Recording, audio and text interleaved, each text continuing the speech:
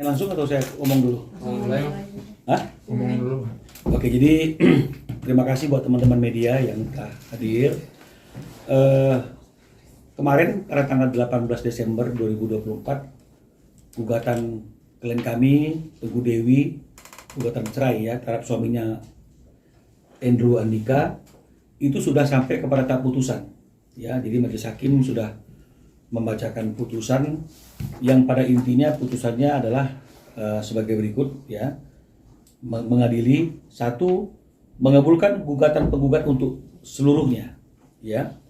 Kedua, menjatuhkan talak satu Bain Sugra tergugat Andrew Andika Fisher bin Fisher Brian Peter terhadap penggugat Teguh Dewi Sylvia Putri binti TH Saiful Syah di Pengadilan Agama Cibinong. Ketiga, menyatakan perkawinan antara penggugat dan tergugat sebagaimana tercatat dalam kutipan akta nikah nomor 0362/44/4 Romawi garing 2017 tanggal 8 April 2017 yang diterbitkan oleh Kantor Hukum Agama Kecamatan Setiabudi Jakarta Selatan putus akibat perceraian. Yang keempat, menetapkan penggugat sebagai pemegang hak asuh anak dan pemeliharaan anak atas kedua anak penggugat dan tergugat, yaitu masing-masing satu Esan Rian Fisher yang lahir pada tanggal 14 April 2021 usianya 3 tahun, dan yang kedua kemarin adalah Zeya Safanah Luf yang lahir pada tanggal 31 Juli 2024 usianya 2 bulan. Kelima, memerintahkan kepada tergugat untuk memberikan nafkah kepada dua anak untuk biaya pemeliharaan, biaya pendidikan dan kesehatan sampai dengan anak tersebut dewasa, yang ditaksir biaya per bulan untuk keseluruhan anak penggugat dan tergugat sebesar 20 juta rupiah. Memerintahkan tergugat untuk membayar biaya yang timbul atas perkara ini apabila inilah yang menjadi putusan kemarin, dan tambahannya dari hasil mediasi tersebut telah disepakati oleh kedua belah pihak bahwa setiap tahun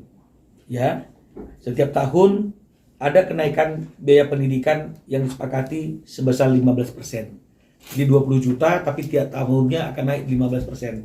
Karena sesuai dengan kebutuhan anak yang semakin bertumbuh dan berkembang. Jadi inilah keputusan yang sudah dibacakan oleh Pengadilan Agama Cibinong atas gugatan perceraian yang dilakukan oleh klien kami Teguh Dewi terhadap suaminya Andrew Andika. Jadi sudah dinyatakan putus oleh karena perceraian.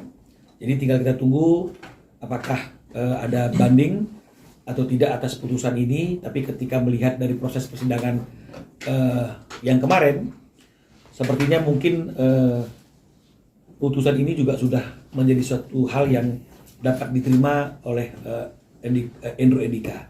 Demikian yang bisa kami sampaikan pada sore hari ini kepada teman-teman semuanya. Bang, mungkin selain anak sama putusan sidang sendiri, putusan cerai sendiri, adakah harta gono gini mungkin, Bang? Ya, jadi karena ketika Teguh Dewi masuk ke dalam perkawinan dengan Andrew Andika tersebut sudah ada yang namanya perjanjian pranikah, di mana di situ diatur bahwa masing-masing pihak itu berkuasa atas hartanya masing-masing, sehingga tidak ada harta gono gini dalam perkawinan ini, sehingga itu tidak menjadi objek dalam gugatan kami dan juga tidak diputuskan oleh majelis hakim karena memang tidak ada harta gono gini. Isi mungkin perjanjian pernikahan tersebut apa, Bang? Mungkin si Teguh Dewi punya rumah di mana, Andrew punya rumah di mana? Oh tidak, jadi perjanjian pernikahan itu adalah kekayaan masing-masing pihak itu ada dalam kekuasaan masing-masing. Jadi tidak ada percampuran harta, tidak ada harta gono gini.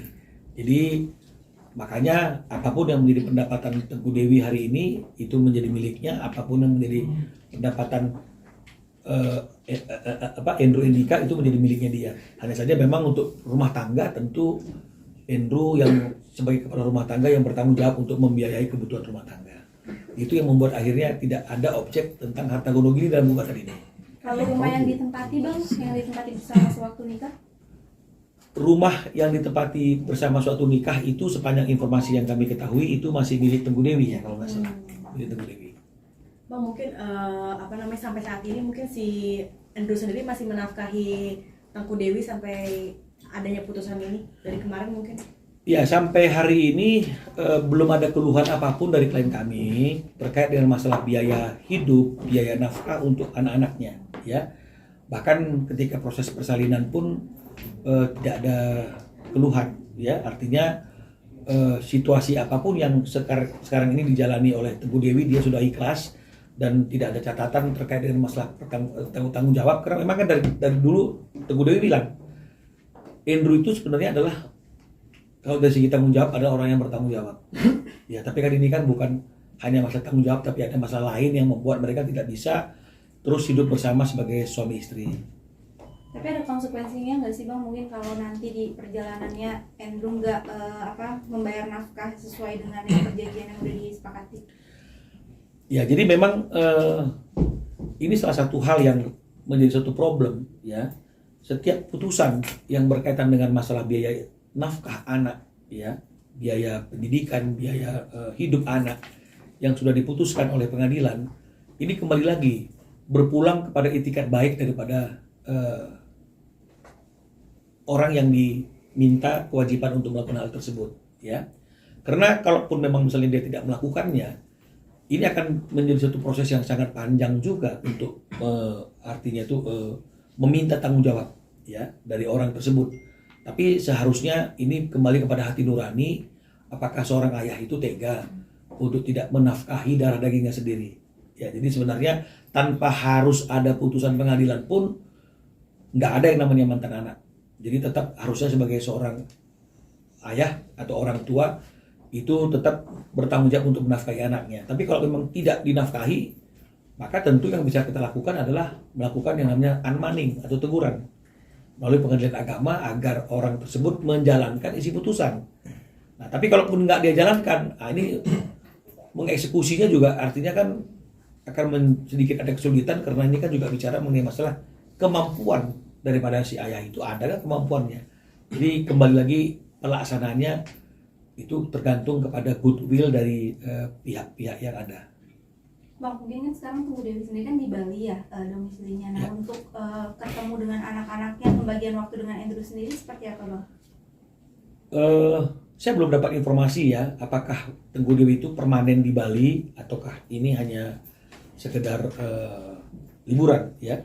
Tapi saya yakin sekali bahwa kalaupun memang misalnya permanen, ini sudah ada suatu komunikasi antara Dewi dengan Andrew terkait dengan masalah bagaimana pengaturan quality time antara Andrew dengan anak-anaknya. Karena dari awal masalah ini kita ajukan ke Pengadilan Agama Cibinong juga, Dewi tetap berprinsip Andrew ayah yang baik dan Andrew tetap memiliki hak dan diberikan hak seluas-luasnya untuk memiliki quality time dengan anak-anaknya.